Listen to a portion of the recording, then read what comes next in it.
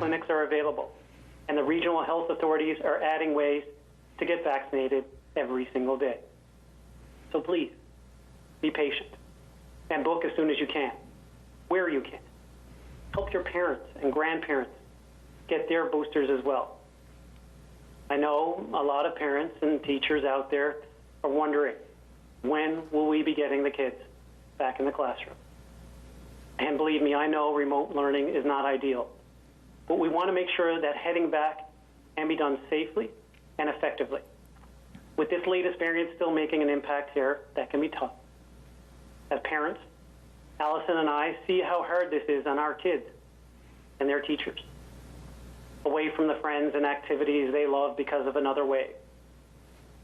2 years in the life of a child is a long time, but please hang in there. We will have a plan in place soon.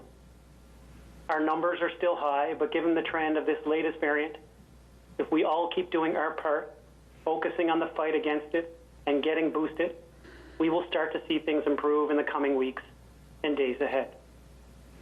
I want to once again thank the hard-working nurses, doctors, allied health professionals, and support staff, many of whom are working extra shifts, overtime, and under incredibly stressful conditions in supporting their sisters and brothers in isolation. We know people are tired. We know you are frustrated. It feels dark and perhaps desperate at times. But my friends, we will get through this. It is always darkest before the dawn, and there is reason for hope and optimism on the horizon. It may be difficult to see at times, but it is there. Kindness and hope will always prevail. With that, I'll turn things now over to Dr. Fitzgerald for an update on the latest numbers. Dr. Fitzgerald? Thank you, Premier, and thanks everyone for joining us today. Since the last update yesterday, we have 502 new confirmed cases of COVID-19 in the province, and we are also reporting an additional 229 cases from samples previously sent out of the province for testing. This brings the total to 731.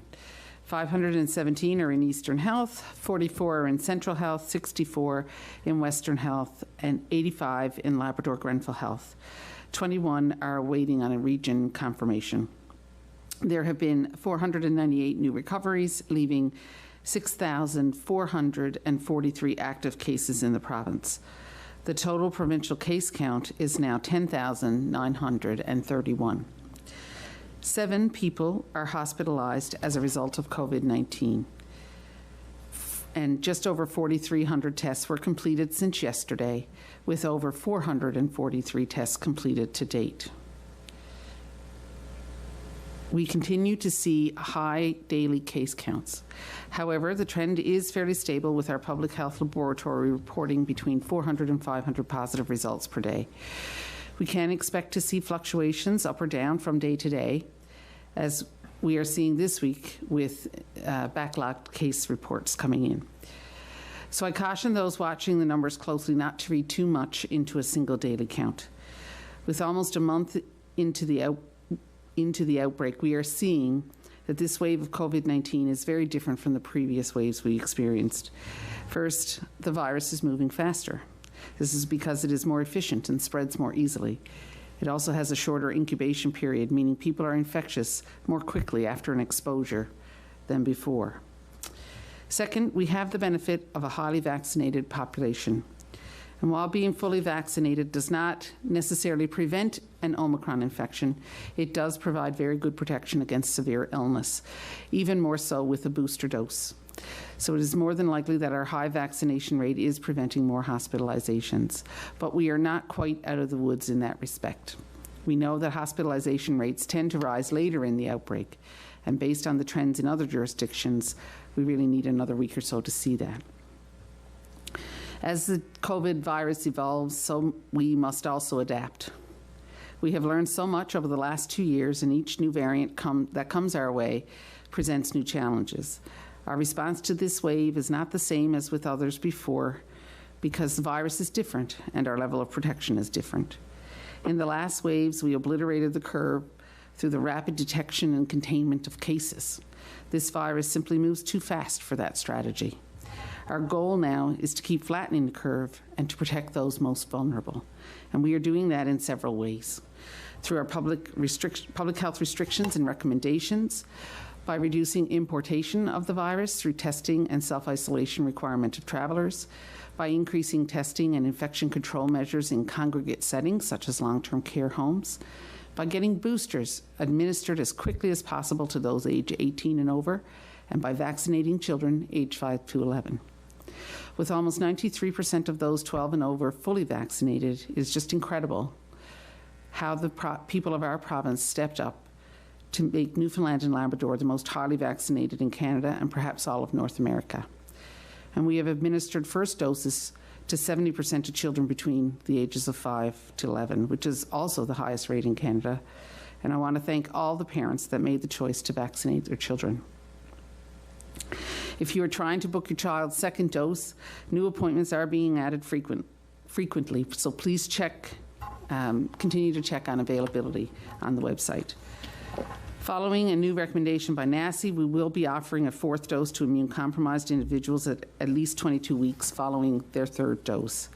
And as we indicated last week, we intend to reassess the current alert level this coming Monday to determine if changes are warranted. This aligns with the time frame we need to assess hospitalizations as well. I would like to clarify information around group and team sport and recreation activities, as public health has received many questions on what is permissible. Where close proximity is required between participants, activities are suspended. However, activities where participants can remain physically distant from each other at all times can continue. For example, group fitness, yoga, and dance studios are permitted to operate with 25% capacity or 50 people, whichever is less. So classes can proceed as long as physical distancing is maintained at all times. I have said many times that this is a careful balance. If we ease restrictions too much or too soon, it may overwhelm healthcare capacity, and we have to balance that with the effects public health measures have on people, businesses, and communities. After 2 years of keeping COVID at bay, I understand the frustration that we all feel. But remember that we all have it in our power to protect ourselves. Frequent hand washing, wearing your mask, distancing from others, and keeping your contacts low are still all highly effective in protecting yourself and your loved ones and preventing the spread of COVID-19. When a snowstorm approaches, we adapt. We drive slower. We put on more layers to protect us from the elements. We need to think of living with COVID-19 in somewhat the same way. There will be times we need to be extra careful and apply more layers. We have proven time and again that we can do this, and I have every confidence that we can continue flattening the curve as we ride out this wave. So hold fast, Newfoundland and Labrador. Take care. Well, thank you, Dr. Fitzgerald. I'll now invite Minister Haggie to provide some brief remarks. Dr. Haggie? Thank you very much, Premier. I think it's important to reiterate what Dr. Fitzgerald said about the importance of vaccinations and boosters, and we do lead the country. And I think because of that, we're in a different situation in response to this current wave. I want to draw people's attention to what looks to be a scam.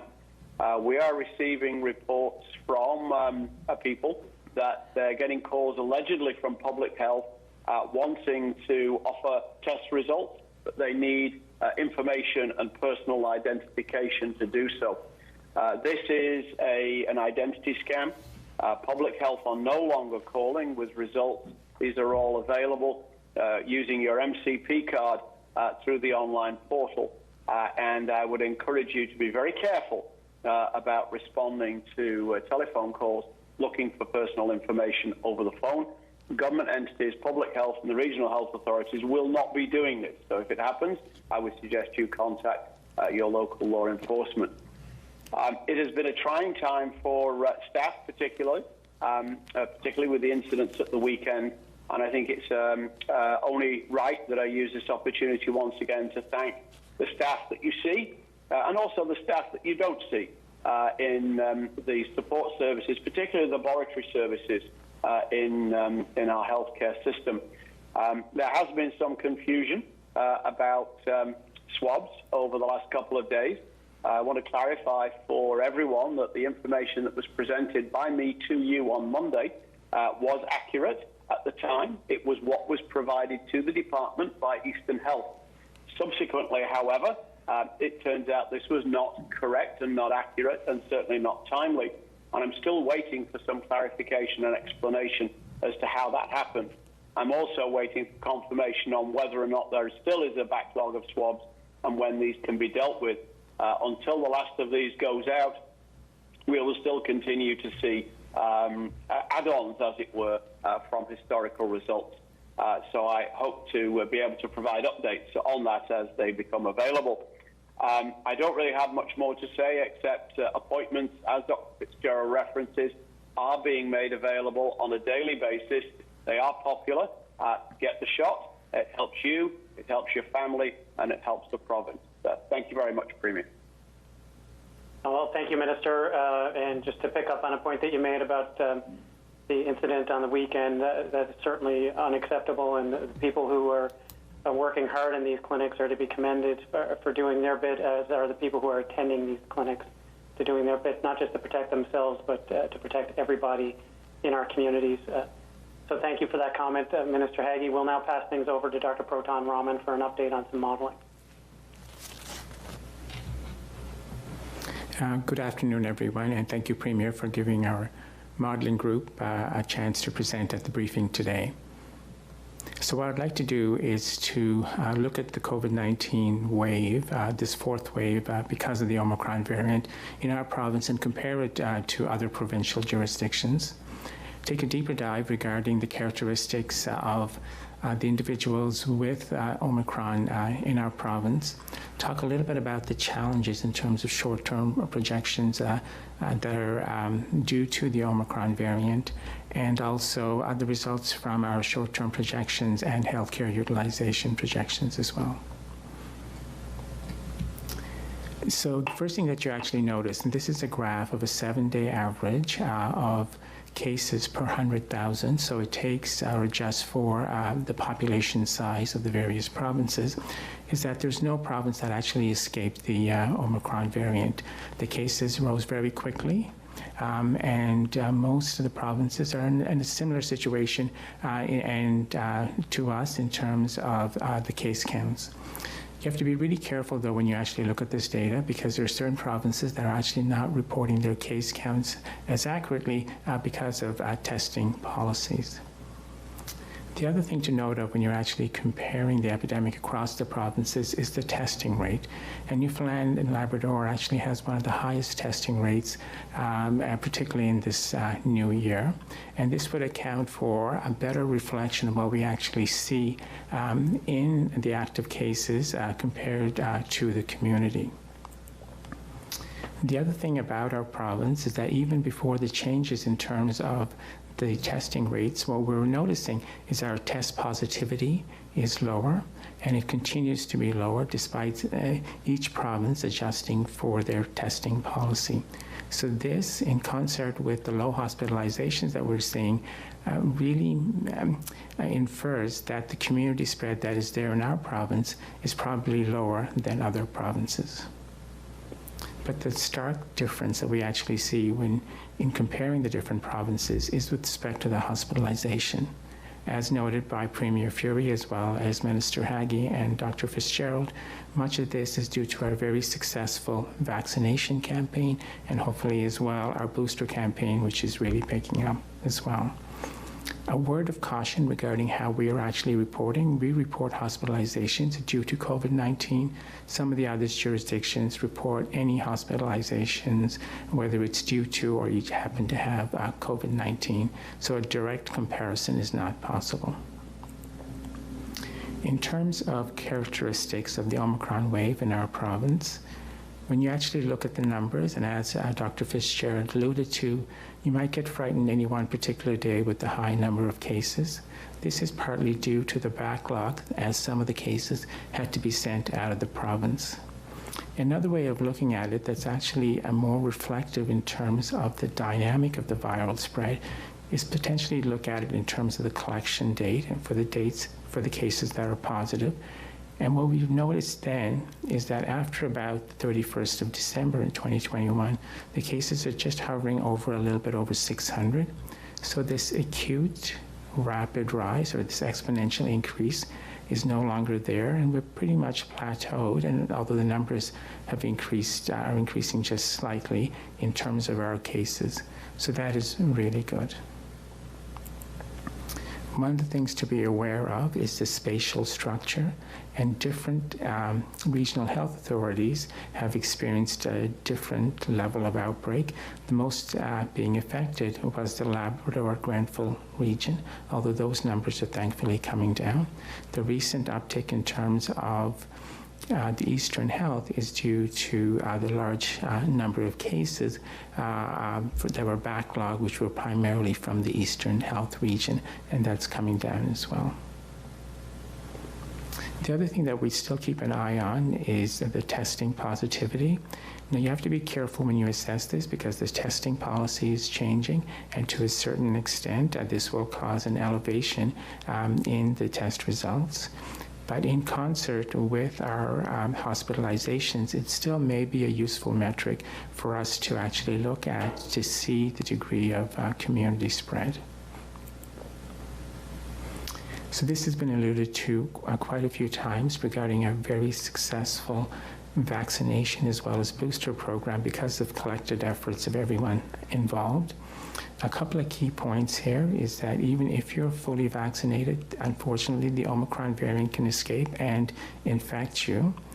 But in terms of you having severe illness, in other words, coming into hospital or into ICU, the 2-dose vaccine offers really good protection, the booster even better protection. The reason for showing this slide is that when you think about hospitalizations, people that are most at risk are the ones over the age of 50. And if you look at our vaccination rate for the 2 doses over the age of 50, it's phenomenal. And so part of the reason why we're not seeing as many hospitalizations in our particular province is that for that particular age cohort over 50, most of the individuals are predominantly vaccinated. There's protection from the vaccine, so they're less likely to be admitted to hospital. The boosters add another layer of protection, and also they decrease transmission as well. So what's happened to our 8,500 or so active cases of COVID-19 during this Omicron wave?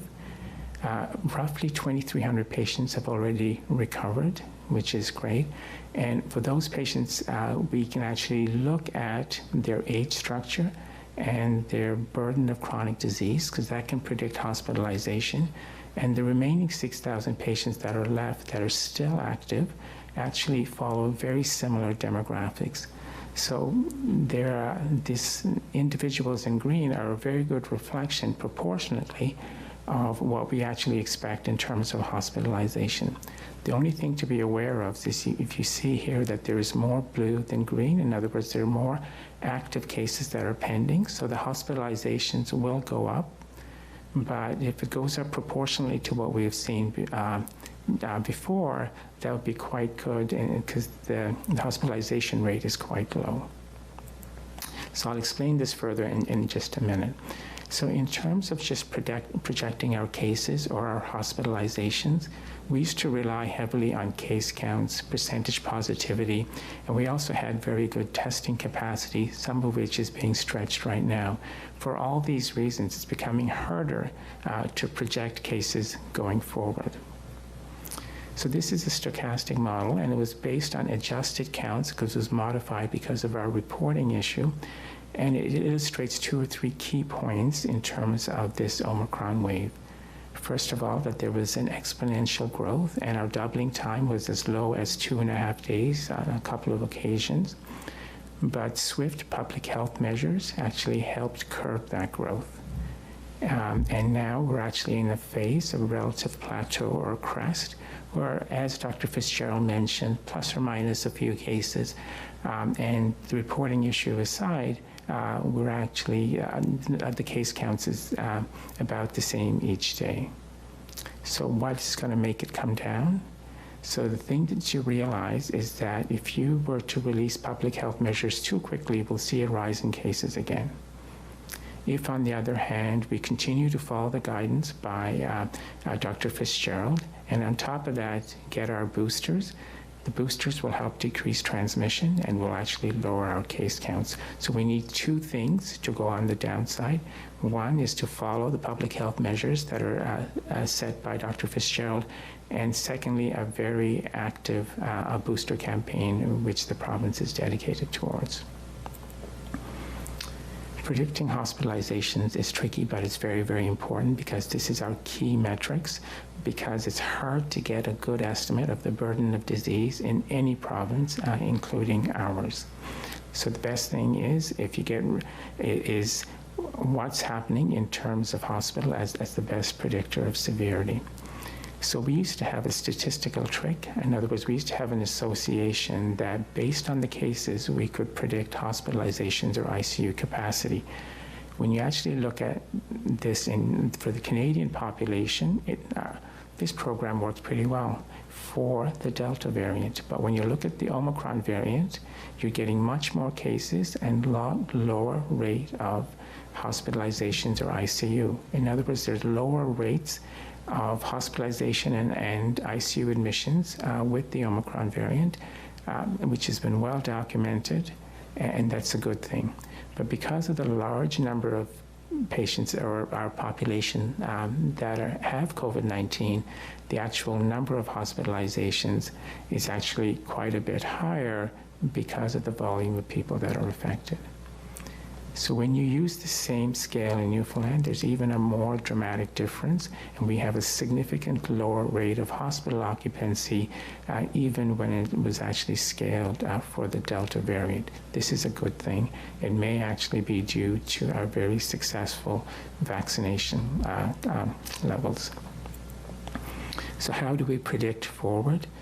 So what we have actually done is scanned all the provinces and looked at provinces of particular interest, and then looked at what was happening in our province as well, and developed a scale saying that roughly based on the cases, the hospitalizations will come 8 to 10 days later. And then there will be a particular fudge factor or scale that we use that will actually predict cases to hospitalizations. So what you see in the dotted line is our projection. What you see in the solid line below is the actual cases due to COVID-19 that are being reported. So even though we were tried to modify and look at the best case scenario, we're actually doing even better than that at the present time.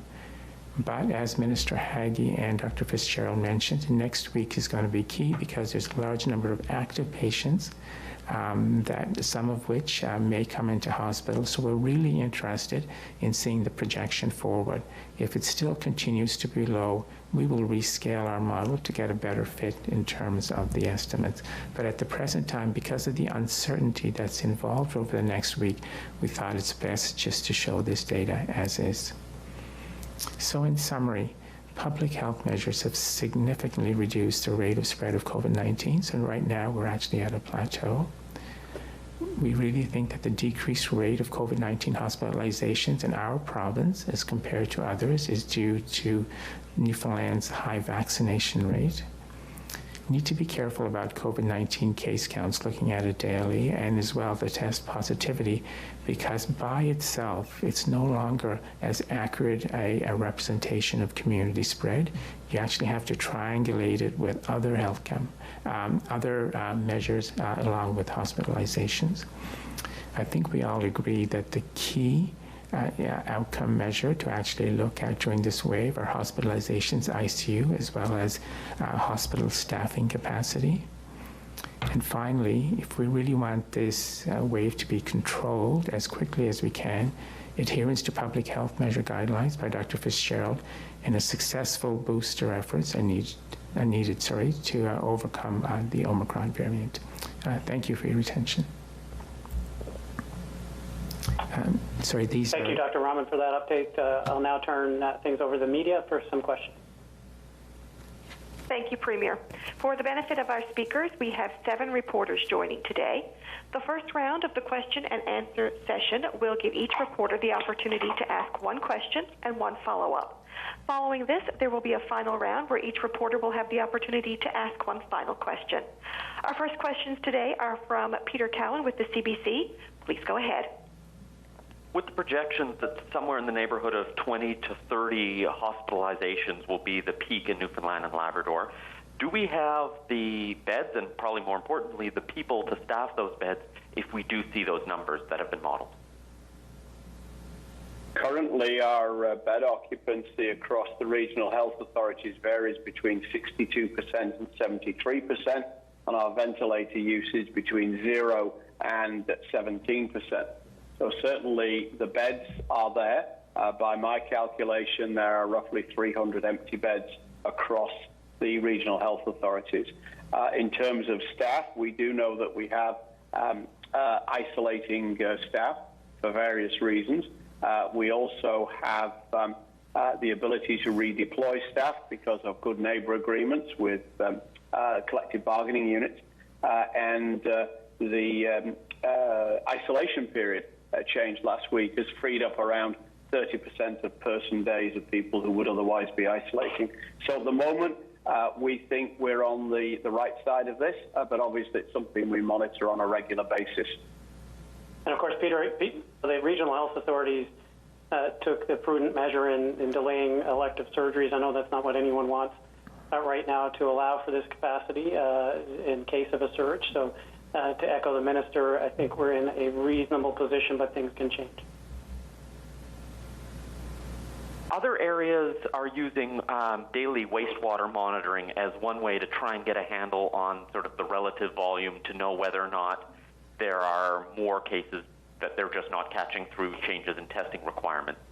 What is Newfoundland and Labrador doing, and I guess why aren't we doing daily testing rather than the weekly or bi-weekly testing that we have been doing? So we are, as you said, we are doing weekly, bi-weekly testing, and we are monitoring that closely. At the moment, there are plans to increase that frequency.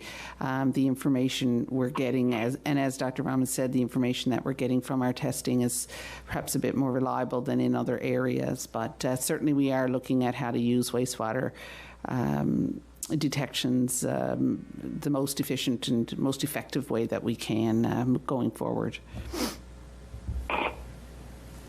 Our next questions are from Richard Duggan with VOCM. Please go ahead. Thank you. It was mentioned 7 people now in hospital with COVID-19 in the province. Do we have anybody in ICU at the moment? Yes, we do. Go ahead, Minister. We do. We have a threshold of a certain number of cases in hospital before we start to break them out. Traditionally, that has been 10, and we haven't reached that threshold. The reason for that is essentially privacy in what is a province where a lot of people know each other. So this is reported in a way that's been consistent with previous waves, shall we say. So the short answer is yes, but that's it.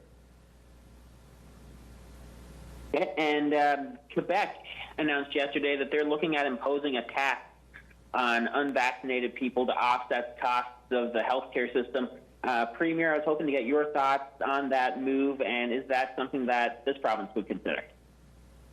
Yeah, I mean, Richard, we've done very well with respect to our vaccination rates. I think that's been a theme throughout today's comments and presentation, and largely why the modeling is where it is. We already have a mandate in place. We're using the VaxPass, and we're hovering at or above 96% with 1 dose. I can tell you from the call with the Prime Minister and the other premiers, we are the envy of the rest of the country when it comes to vaccination rates. We are leading the way, and I don't think that we need that instrument right now. The instruments that are in place have achieved their goals, but so it's not something that we're contemplating at this particular time. Our next questions are from Renelle Legros with All Newfoundland Labrador. Please go ahead, Renelle. My question is for the health minister. I'm wondering if you could speak a little bit more about labor availability in the system. We're hearing it's becoming tough to get shifts covered. Have you needed to call in retired help, for example? That's a very good question. We do know that certain areas of the province have had a real challenge in getting some shifts filled. My understanding is that the RHAs have used retired staff for things like vaccination clinic and swabbing clinic. I'm not aware that apart from retired staff who are currently on casual, that they have made any different arrangements for covering of facility shifts. But certainly we've had extensive discussions with the licensing bodies about relicensing people whose licenses may have expired, as well as with the facilities. They have certainly put out a call for volunteers from time to time, and that varies almost site by site. So you might want to talk to the regional health authorities, because that's much more of an operational issue on the ground than necessarily departmental policy. The options exist from a policy perspective. And further to that question, and perhaps this is one as well that would be better directed to Eastern Health, but in any case, we know that the emergency room at St. Clair's has been short-staffed, and recently reached out to Memorial's Family Medicine Program to ask residents to consider volunteering their time to cover shifts. They'd have to volunteer, of course, because of the no moonlighting policy. I'm wondering, are there options available to remove that policy and pay students to help out during the pandemic, or residents, pardon me? Certainly the resident policy has included a no moonlighting clause for decades. That would be a question better addressed to the residency program. It is a stipulation of Memorial University and the family medicine program. It is not something over which we have any control directly through the department. Certainly if there's a need and Eastern Health feels that this will help, we're happy to facilitate those discussions. Our next questions are from Ben Cleary with NTV. Please go ahead. Hi, and thank you. Premier Furey, you mentioned in the beginning that the province is working on a plan for getting students back to schools. Is it fair to say then that students won't be back in class for the coming Monday? Well, that's an announcement that Minister Osborne is going to make tomorrow, but we realize that we need to achieve the balance of public health interest. In addition, frankly, Ben, to operational issues that exist. I think it's in everyone's best interest if we have this well thought out strategic plan that enables children to stay in class for as long as possible, meaning that I don't think it's in anyone's interest to start class, stop class, start class, stop class. Like that, I think, is not a desirable outcome. And right now, the Minister of Education, Minister Osborne, is working hard with Minister Haggie, Dr. Fitzgerald, to balance the operational issues with the level of safety that is required of our children and our teachers alike. And so there will be an announcement tomorrow. As Minister Osborne has alluded to, we will be using tests. We're, again, ahead of some other jurisdictions with respect to HEPA filters, which we were able to put in the classrooms back earlier this year. There's others that are only now doing that. But we recognize that, again, a balance of the operational issues against the public health measures in place and what has to be the top priority, which is the safety of the children and the teachers. Thank you. And I have a question now for Dr. Rahman. Dr. Rahman, in past media briefings, you spoke about herd immunity and how herd immunity could kind of bring about the end of the pandemic. Is that still possible? Yeah, thanks for that question, Ben. So the Omicron variant is really infectious, and what we're actually thinking about is more of an endemic state rather than a pandemic state. And so, as the Premier has mentioned in previous briefings, it's more how best to live with the variant at the present time, because a large proportion of our population will be affected.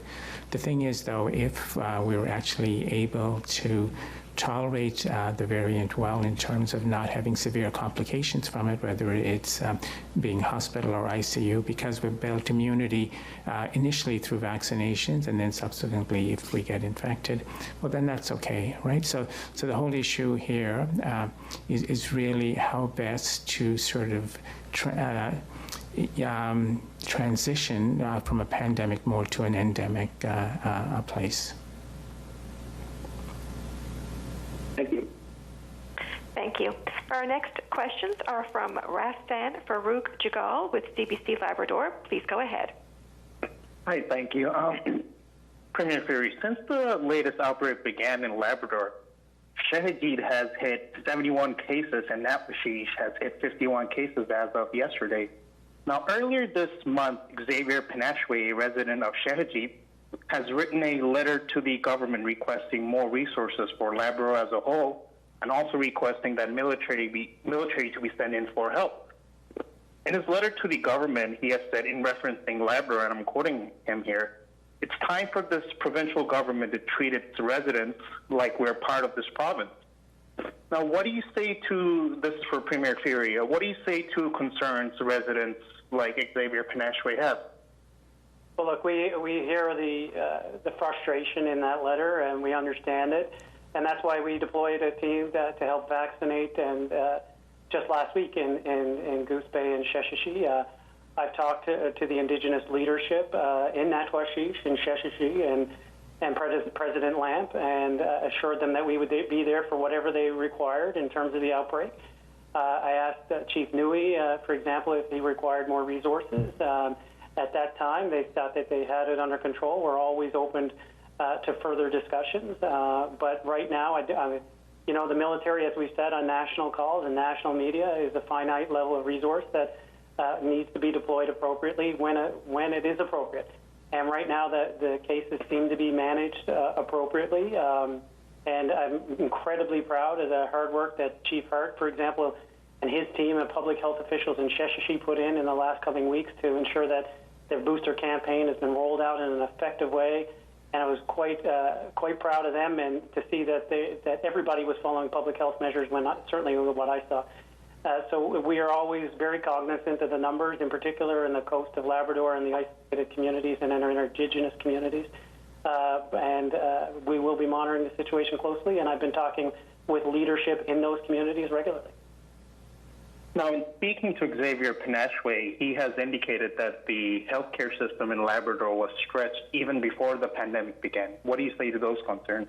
I've spoken to this many times, and this healthcare system has been stretched. It's been stretched in Labrador. It's been stretched in Newfoundland. It's been stretched in PEI. It's been stretched in Nova Scotia. It's been stretched across the country, and this pandemic has exposed significant gaps. And we recognize that and have taken steps already to, even in the pandemic, to try to reimagine and reinvent that healthcare system so that it's providing quality care to the citizens of this province. And that will be something that we'll be tackling, not just as a province, but as a country in the months ahead. Our next questions are from Peter Jackson with The Telegram. Please go ahead. Hello. Hello. There's a question for Dr. Rahman. Have you tabulated the impact of comorbidities on hospitalizations and deaths in this province? Thanks, Peter, for that question. So the two of the most important determinants at the present time are your vaccination status and your age, and then subsequently your comorbidities and your immune status as well. Information regarding immune status is a little bit hard to get, but we do incorporate chronic disease status such as diabetes, hypertension, obesity, that sort of information into the modeling, yes. Okay.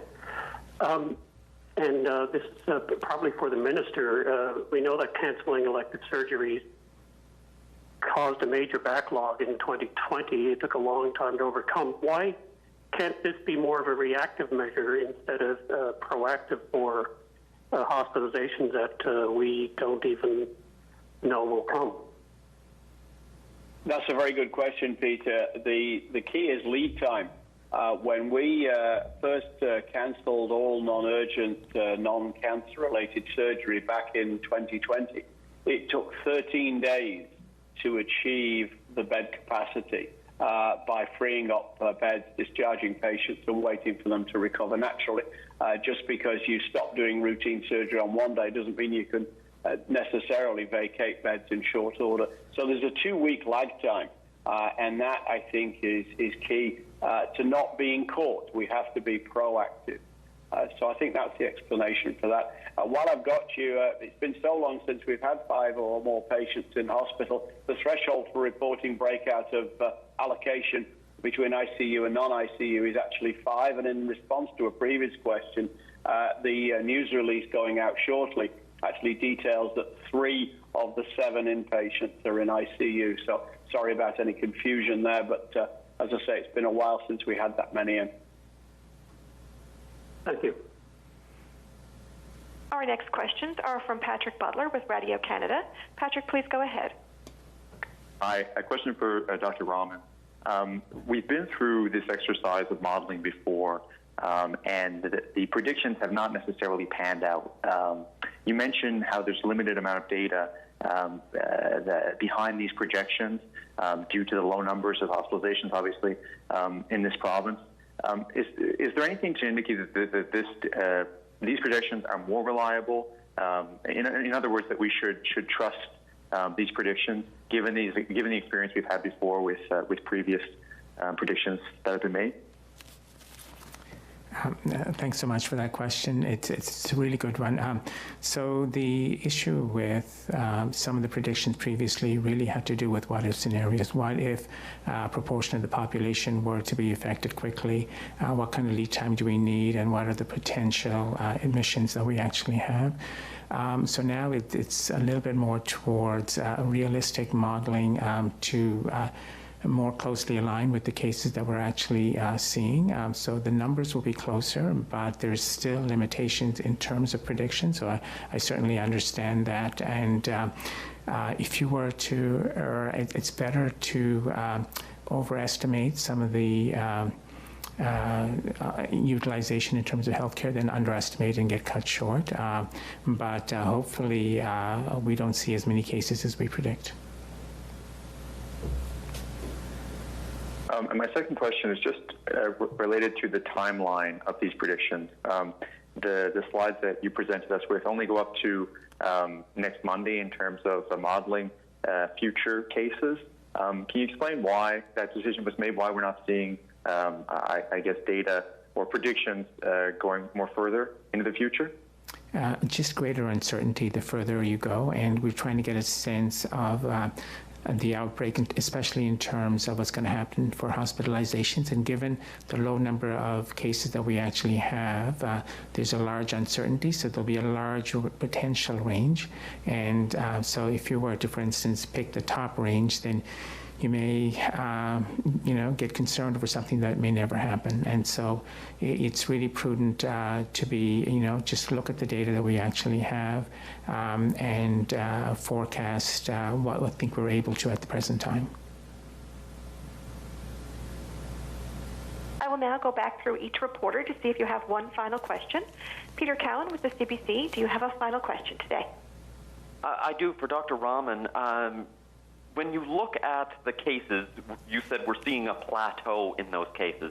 How do we know if that's because there are fewer people that are infected or if that's because we've restricted our testing criteria?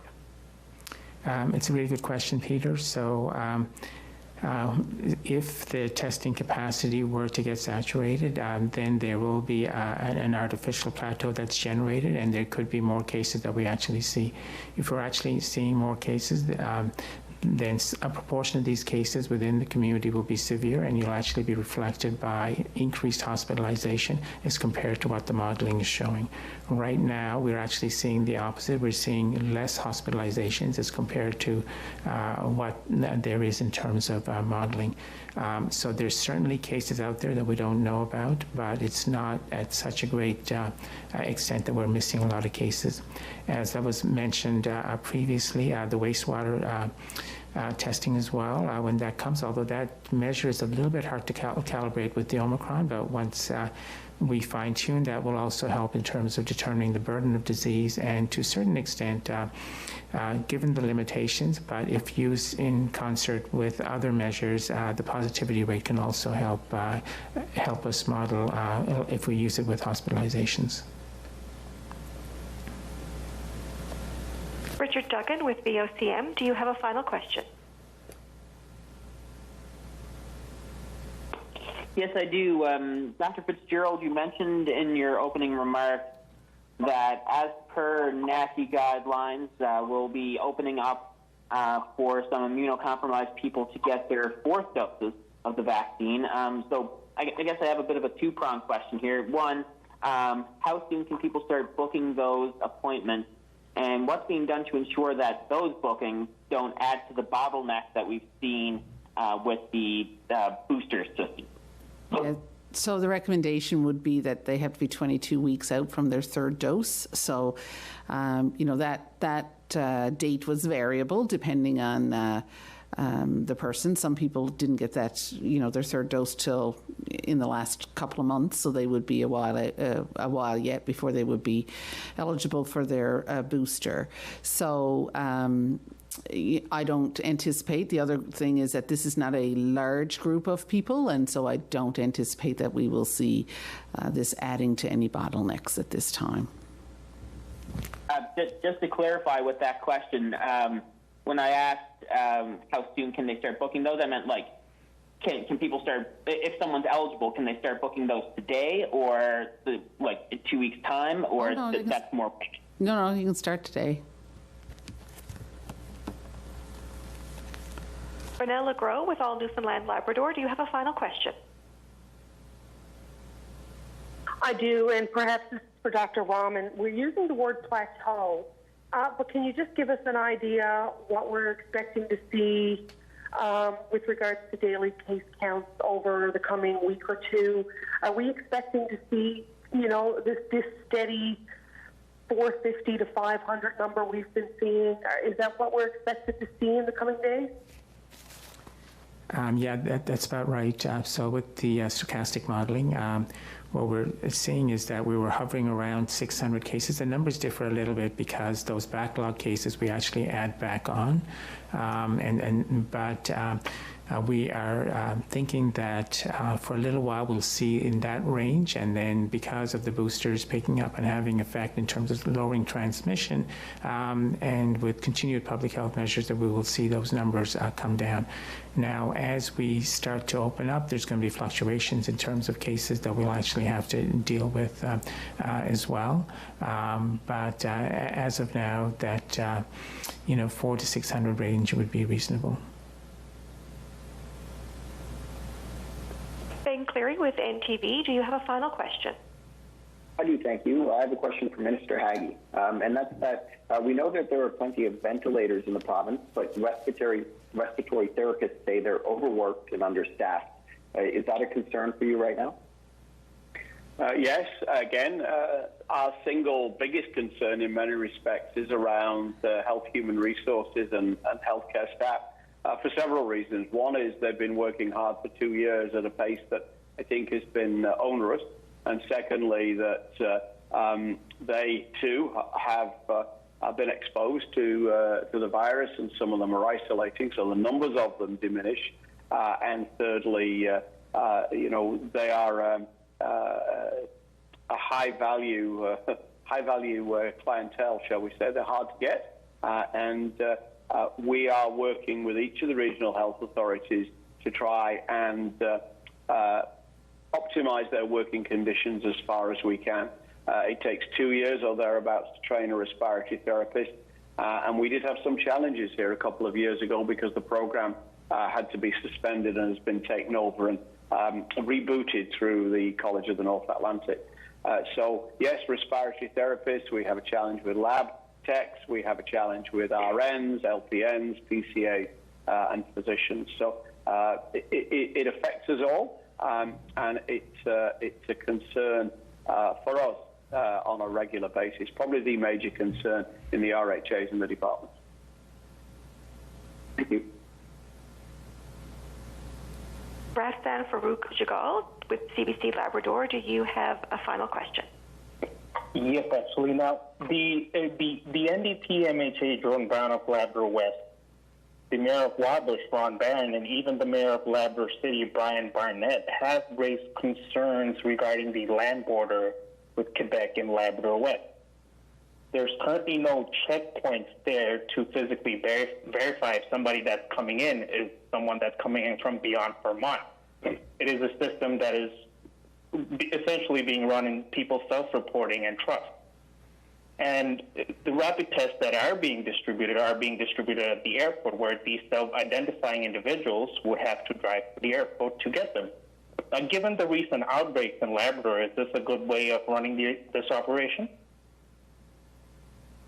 Well, as Dr. Fitzgerald has said before, that they're comfortable that this is a regional approach with the communication between our public health and Quebec's public health. But Dr. Fitzgerald, I don't know if you want to speak to, how that is a particular region as opposed to a border.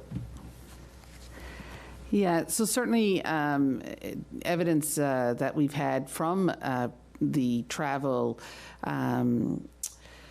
when we had travel checkpoints in is that the vast majority of traffic through that area is related to local traffic, so people going back and forth, which of course is quite allowable and in fact necessary in many of those cases. So we aren't seeing, there are some travelers who are coming through there, but I know first when we brought in the measures with regard to testing, people were quite eager to get those tests if they were traveling into the region, and so they have been compliant, and in the same way they are they are still required to fill out the travel form, and they are still required to do the testing under the SMO.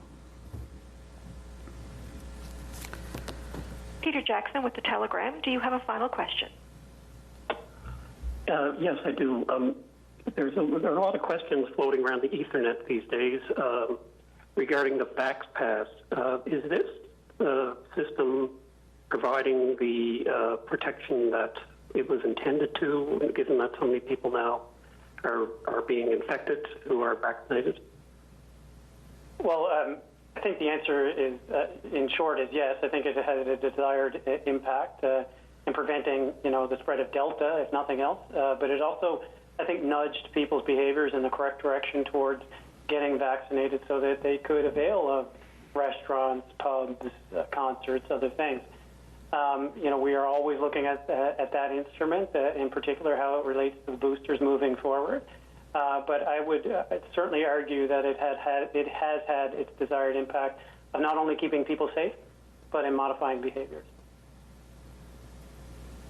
Thank you. Patrick Butler with Radio Canada, do you have a final question today? I do. A question for Dr. Fitzgerald. Obviously, really good news that public health restrictions seem to be working, that the high vaccination levels seem to be working to control the amount of hospitalization.